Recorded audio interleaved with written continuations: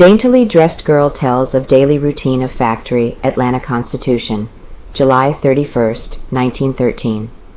Grace Hicks, a sister-in-law of Boots Rogers, whom he carried to the factory the morning of April 27th to tell if the dead girl was an employee of the factory, was put upon the witness stand by the state after Rogers had been excused.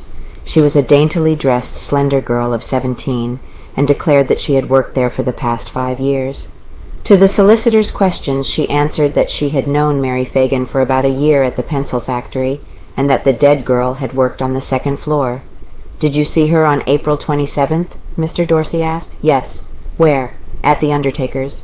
"Was she dead or alive?" "Dead." "How did you identify her, if you did?" "I identified her by looking at her."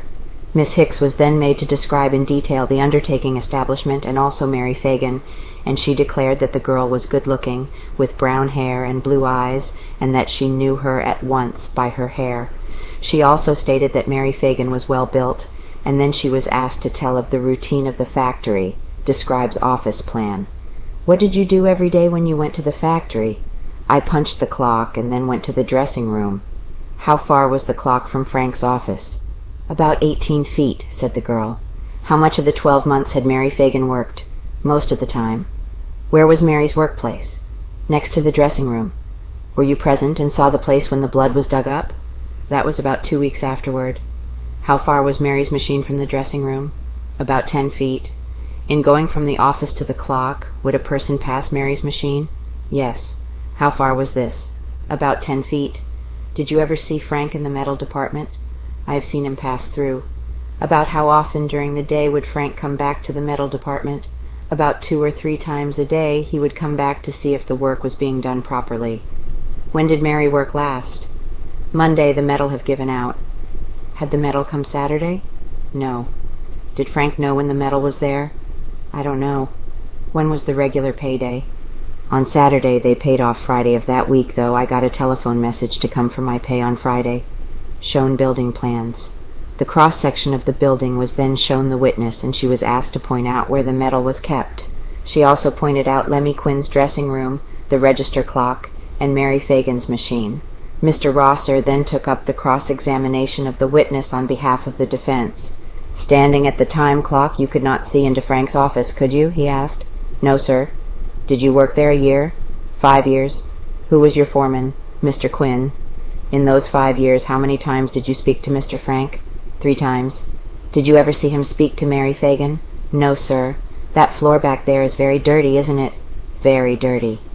"Lot of white stuff around there?" queried Mr. Rosser, referring to the white substance which it was said had been found partially covering the alleged blood spots on the floor. "Yes, sir." "Was there any other girl in the factory who had hair like Mary Phagan?" "Yes, Magnolia Kennedy's hair was almost like it."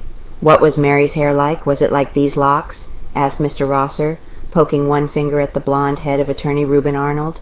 "Yes, sir, very similar to that," replied the witness, and Mr. Arnold did his best not to appear to notice that his colleagues and opponents were smiling at him.